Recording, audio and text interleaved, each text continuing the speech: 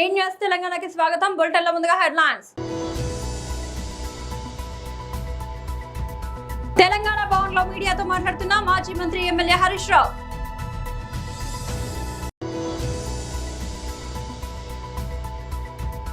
కేంద్ర మంత్రి శ్రీ జి కిషన్ రెడ్డి మీడియాతో మాట్లాడుతున్నారు.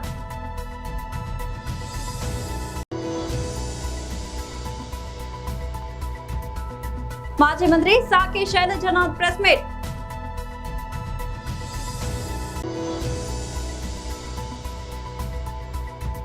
హైదరాబాద్ మెట్రో రైల్ అదనపు ఎండీగా ఆదిత్ రెడ్డి. తెలంగాణ భవన్లో మీడియాతో మాట్లాడుతున్న మాజీ మంత్రి ఎమ్మెల్యే హరీష్ రావు. ఏందో ఈరోజు ప్రజలకు చెప్పాల్సినటువంటి అవసరం ఉంది. ముఖ్యమంత్రి గారైతే మరి బయటకు వచ్చి ఏదో చారిత్రక ఒప్పందం చేసుకుందామని సంబరాలు చేసుకుంటా ఉన్నారు. ఇప్పుడు ఒకవైపు ఏమో రాష్ట్రంలో ఏం జరుగుతూ ఉంది, తెలంగాణ ప్రయోజనాలకు తీవ్ర విఘాతం కలిగించే విధంగా కర్ణాటక రాష్ట్రము తుంగభద్ర ప్రాజెక్టుకు దిగువన ఆర్డిఎస్ ఎగువన 35 టీఎంసీల వినియోగంతో నవేలి రిజర్వాయర్ ఒకటి నిర్మాణానికి కర్ణాటక పూనుకున్నది. ఇంకొక వైపు ఆంధ్రప్రదేశ్ ఆర్డిఎస్ దిగువన సుంకేశుల ఎగువన 20 టీఎంసీల సామర్థ్యంతో గుండ్రేవుల అనేటువంటి ఒక ప్రాజెక్టు నిర్మాణానికి ఆంధ్రప్రదేశ్ పూనుకున్నది. అది 35, ఇది 20, అంటే 55 టీఎంసీల నిల్వ సామర్థ్యంతో అటు కర్ణాటక ఇటు ఆంధ్రప్రదేశ్ 2 ప్రాజెక్టులకు రూపకల్పన చేసింది. అయితే ఈ ప్రాజెక్టుల విషయంలో ఆనాడు బ్రిజేష్ కుమార్ ట్రిబ్యునల్ ముందు కూడా వాదనలు జరిగినాయి. వాదనలు జరిగితే బ్రిజేష్ కుమార్ ట్రిబ్యునల్ చాలా స్పష్టంగా చెప్పింది. ఆంధ్రప్రదేశ్ ఏం చెప్పిందంటే, ఆ రోజు మాకు సిల్టేషన్ అయింది, మేము గుండ్రేవులు కట్టుకొని 20 టీఎంసీలు నిల్వ చేసుకుంటాము అని చెప్పి బ్రిజేష్ కుమార్ ట్రిబ్యునల్ ముందు చెప్తే, బ్రిజేష్ కుమార్ ట్రిబ్యునల్ 2013లో తాను ఇచ్చినటువంటి జడ్జిమెంట్లో స్పష్టంగా చెప్పిండ్రు, కొత్తది కట్టాల్సిన అవసరం లేదు, సిల్టేషన్ ఏదన్నా ఉంటే మీరు ప్రత్యామ్నాయం సిల్ట్ ఎలా తీయాలో ఆలోచించుకోండి తప్ప గుండ్రేవులకు నీటి కేటాయింపులు చెయ్యము అని ట్రిబ్యునల్ స్పష్టంగా చెప్పింది. తర్వాత బీఆర్ఎస్ ప్రభుత్వం వచ్చిన 9.5 సంవత్సరాల్లో కూడా ఆంధ్రప్రదేశ్ ప్రభుత్వం ఈ ప్రాజెక్టును నిర్మించేటువంటి ప్రయత్నం చేస్తే మేము చాలా తీవ్రంగా అపోజ్ చేసినాం. ఆ గుండ్రేవుల ప్రాజెక్టు ఆ రోజు తెలంగాణ రాష్ట్ర ప్రభుత్వ తీవ్రంగా అయినటువంటి నిరసన చెప్పడం ద్వారా, మేము అపోజ్ చేయడం ద్వారా, అన్ని ఫోరమ్స్లో రైజ్ చేయడం ద్వారా అది కోల్డ్ స్టోరేజ్లోకి పోయింది. కానీ ఇప్పుడు తమ అనుయాయుడే ఇక్కడ రాష్ట్ర ముఖ్యమంత్రిగా ఉన్నాడు, నా శిష్యుడే ఇక్కడ ముఖ్యమంత్రి ఉన్నాడని చెప్పి మళ్ళీ ఇప్పుడు గుండ్రేవులను తెరపైకి తెచ్చినారు. ట్రిబ్యునల్ వద్దన్నది ఆనాడు 9.5 ఏళ్ళు బీఆర్ఎస్ ఆపింది. మళ్ళీ ఇప్పుడు గుండ్రేవుల ప్రాజెక్టు ఇటు ఆంధ్రప్రదేశ్ పైకి తీసుకొచ్చింది, అటు నవేలి ప్రాజెక్టును కర్ణాటక పైకి తెచ్చింది. అంటే ఇవాళ తుంగభద్ర మీద 55 టీఎంసీలతో వచ్చే ఈ 2 రిజర్వాయర్లు రేపు తెలంగాణకు తీవ్ర నష్టం చేస్తాయి. Tungabhadra ultimately it comes to Srisailam, ఒక ఆర్డిఎస్కు కాదు, శ్రీశైలం కూడా రేపు నీటి ఫ్లో తగ్గడం ద్వారా రేపు శ్రీశైలం మీద ఆధారపడ్డ కల్వకుర్తికి కానీ పాలమూరు రంగారెడ్డి ఎత్తిపోతల పథకం మీద కూడా ఇది తీవ్రమైనటువంటి ప్రభావం చూపుతుంది. కేంద్ర మంత్రి శ్రీ జి కిషన్ రెడ్డి మీడియాతో మాట్లాడుతున్నారు. మిత్రులందరికీ నమస్కారం.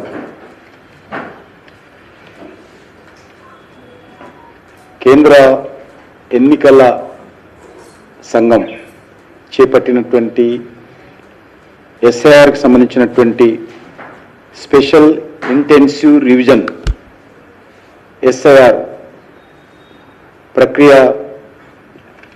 అది ఓటర్ల జాబితాను పారదర్శకంగా మార్చేటువంటి ఒక కీలకమైనటువంటి కార్యక్రమం. ఇది గతంలో కాంగ్రెస్ పార్టీ అధికారంలో ఉన్నప్పుడు చాలాసార్లు జరిగింది. ఇది ఒక ప్రభుత్వానికో పార్టీకి సంబంధించినటువంటి అంశం కాదు. ఎలక్షన్ కమిషన్ నిర్వహించేటువంటి ప్రక్రియ, ముఖ్యంగా ఓటర్ల జాబితా సవరణ అనేటువంటిది నిరంతరమైనటువంటి ఒక రాజ్యాంగ ప్రక్రియ. జాబితాలకు సంబంధించినటువంటి ప్రత్యేక విస్తృత సవరణ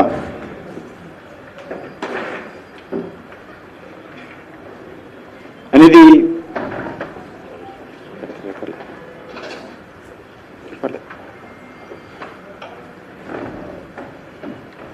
ఎలక్షన్ కమిషన్ స్వతంత్రంగా నిర్వహించేటువంటి ఒక సాధారణ చట్టబద్ధమైనటువంటి ప్రక్రియ. అర్హులైనటువంటి ప్రతి వ్యక్తికి ఓటు కల్పించాలి. అర్హులు కానటువంటి వాళ్ళు ఓటర్ లిస్టులో ఉన్నా లేకున్నా వాళ్ళకు సంబంధించినటువంటి విషయంలో జాగ్రత్తలు తీసుకోవాలనేదే ఇందులో ప్రధానమైనటువంటి అంశం. కానీ దురదృష్టం ఏంటంటే ఇది రాజకీయం చేసేటువంటి ప్రయత్నం చేస్తా ఉన్నారు. కొత్త ఓటర్ల నమోదు, చనిపోయిన వాళ్ళు కానీ, అర్హత లేనటువంటి వాళ్ళు కానీ, ఆధారాలు లేనటువంటి వాళ్ళు కానీ ఓటర్ లిస్టులో ఉన్నటువంటి పేర్లను తొలగించడానికి సుప్రీంకోర్టు కూడా చాలా స్పష్టంగా ఆదేశం ఇవ్వడం జరిగింది. సుప్రీంకోర్టు కమిటీ కాన్స్టిట్యూట్ చేసింది. వాళ్ళు టోటల్ వెస్ట్ బెంగాల్లో సుప్రీంకోర్టు మానిటరింగ్ చేసింది ఎస్ఐఆర్. ఇంత పరిస్థితి రావడం ఏదైతున్నదో మన దేశంలో కొన్ని రాజకీయ పార్టీలు వాస్తవాలకు విరుద్ధంగా నేల విడిచి సాము చేస్తూ ప్రతి అంశాన్ని కూడా రాజకీయం చేసేటువంటి ప్రయత్నం చేస్తా ఉన్నారు. మాజీ మంత్రి సాకే శైలజనాథ్ ప్రెస్ మీట్. కాలంలో అనేకమైన రాజకీయ సామాజిక అంశాలని అనేక విధాలుగా మాట్లాడిన రాజకీయ నాయకుడిని కూడా చూడలేదు. ఏ అవసరానికి అది మాట్లాడి తప్పించుకుపోవాడు ధన్యుడు సుమతి అనే పద్యాన్ని బాగా మీ స్క్రిప్ట్ రైటర్లు రాసి పెట్టినారో చదువుకున్నారో నాకు తెలియదు. కానీ ఏం మాట్లాడారు మీరంతా? అసలు మీరు మాట్లాడే మాటలో ఒక్క మాటకి ఏదైనా సారూప్యత ఏదైనా ఉందా పవన్ కళ్యాణ్ గారు?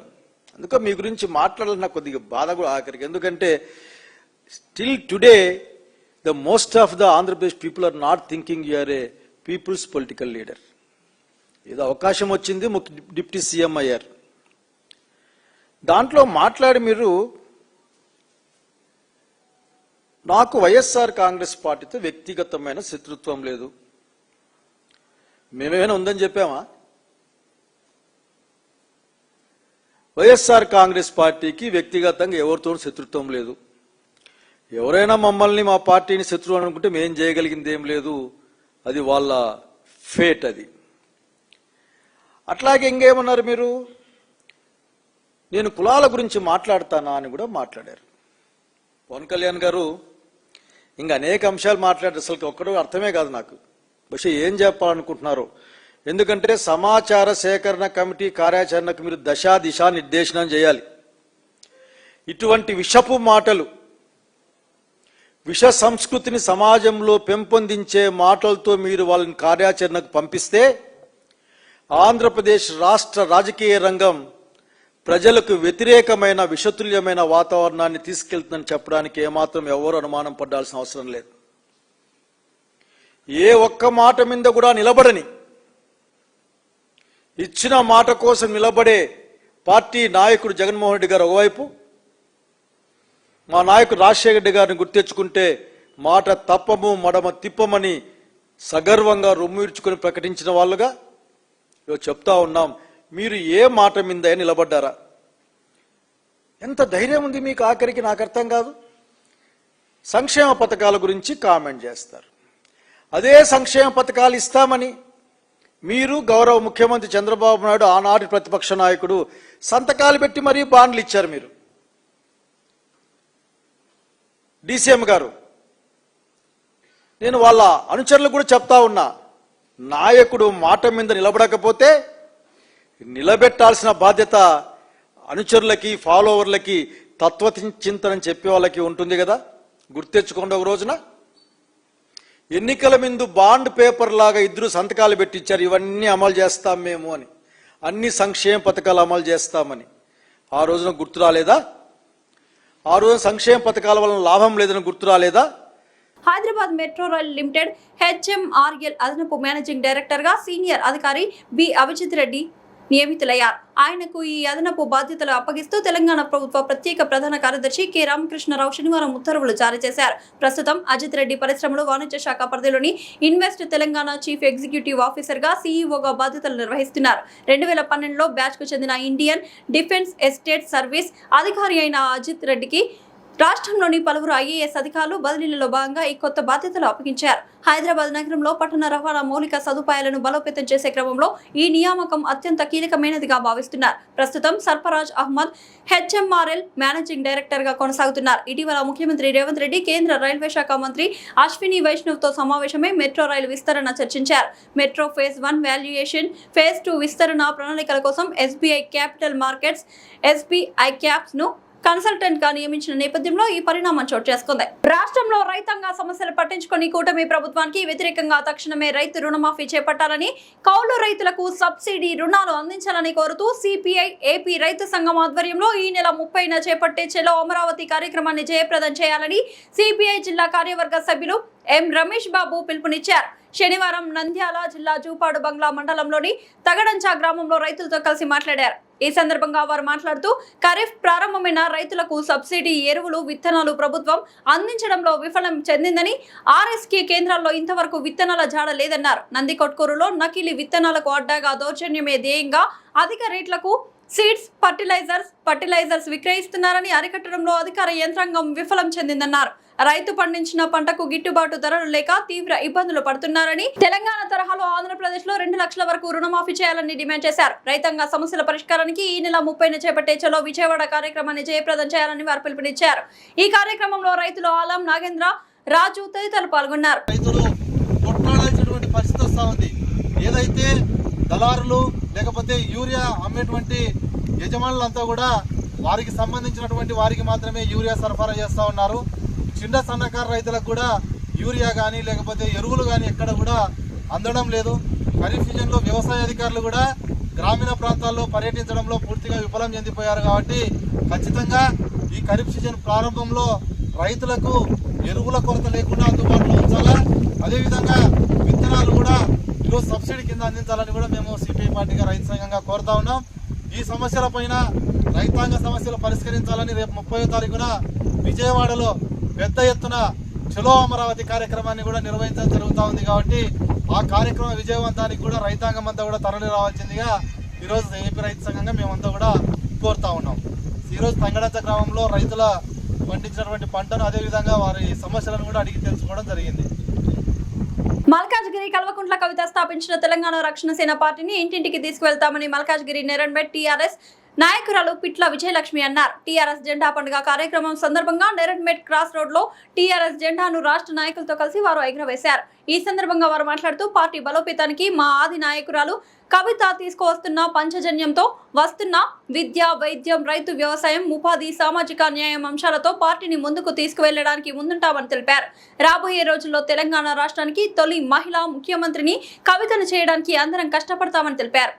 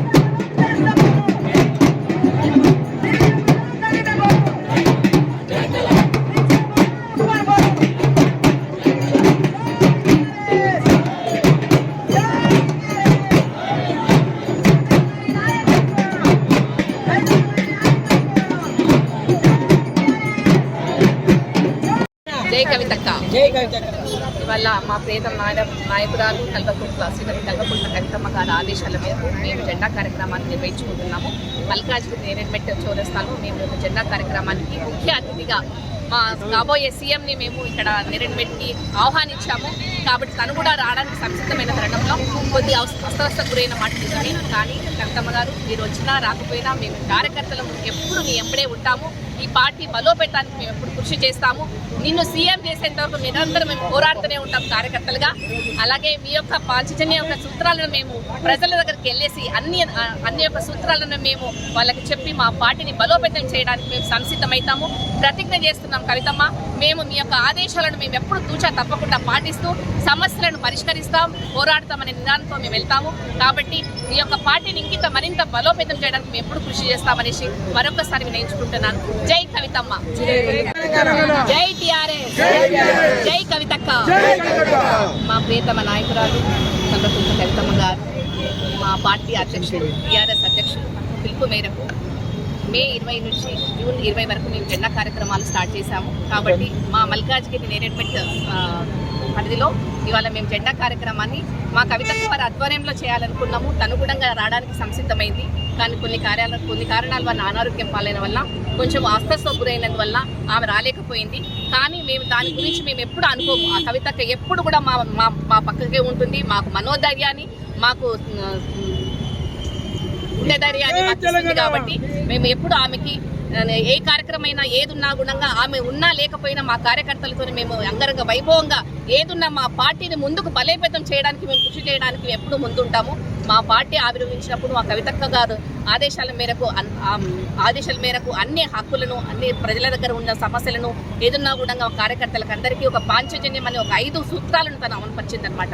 దానిలో ఉచిత విద్య, ఉచిత వైద్యము, తర్వాత రైతుల యొక్క సంక్షేమము, తర్వాత సామాజిక న్యాయము, తర్వాత నిరుద్యోగ యువతకు ఒక పెద్దపీట వేసింది. కాబట్టి ఆ యొక్క పాంచజన్య సూత్రాలను మేమందరము పలు గ్రామాల్లో, పలు మండలాల్లో, పలు కాన్స్టిట్యున్సీలో మేమందరము కూడా మా కార్యకర్తలకు అందరికీ పిలుపునిచ్చింది. మీరందరూ వెళ్ళాలి, తర్వాత ప్రజల యొక్క ప్రజలకు పరిష్కరించాలి, తర్వాత సమస్యలను పోరాడాలి అనే ఒక నినాదంతో మేము అందరం బలోపేతం చేయడానికి మేము కార్యకర్తలు అందరము సంసిద్ధంగా ఉన్నాము. మా పార్టీని ఇంకా ముందుకు తీసుకొని ఆ యొక్క పార్టీని బలోపేతం చేయడానికి మేము సంసిద్ధంగా ఉన్నాం. మా కాబోయే సీఎంకి మా కవితకు ఈ యొక్క పార్టీ యొక్క దాన్ని మేము బలోపేతం చేయడానికి ముందు ఉంటామనేసి మనస్ఫూర్తిగా కోరుతున్నాం.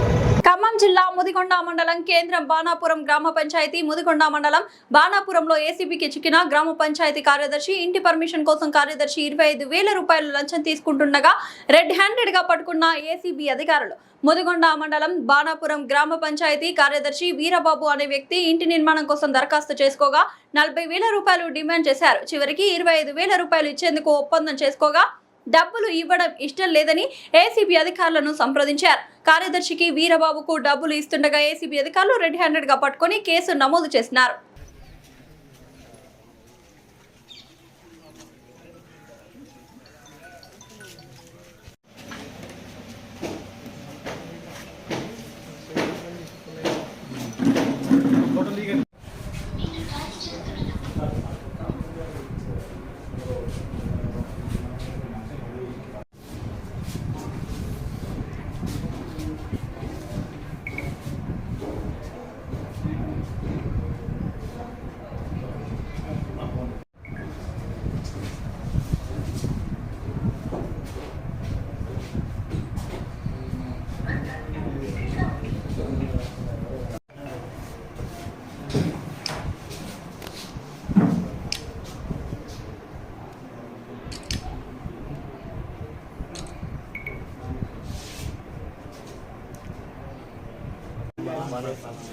మా నాన్నగారు ఇళ్ల స్థలంలో నేను రూమ్ వేసుకున్నాను. ఆ రేట్ నెంబరు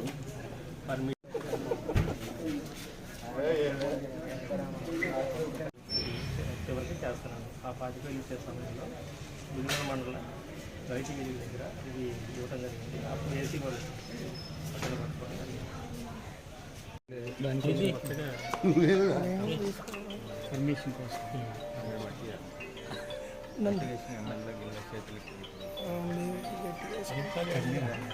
ఎన్నాళ్ళు దిగకూడదు మీద ఎన్నో బులెటిన్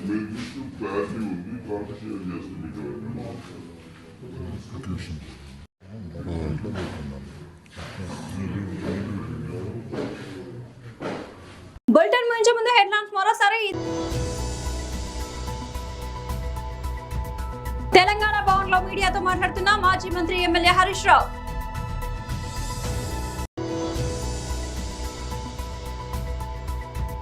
కేంద్ర మంత్రి శ్రీ జి కిషన్ రెడ్డి మీడియాతో మాట్లాడుతున్నారు.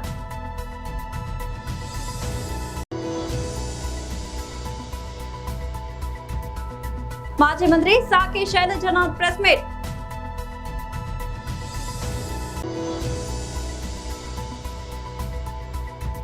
హైదరాబాద్ మెట్రో రైల్ అదనపు ఎండీగా ఆదిత్ రెడ్డి. ఇది వాటి బులెటిన్ అప్డేట్. మరొక బులెటిన్లో మళ్ళీ కలుద్దాం. అంతవరకు సెలవు.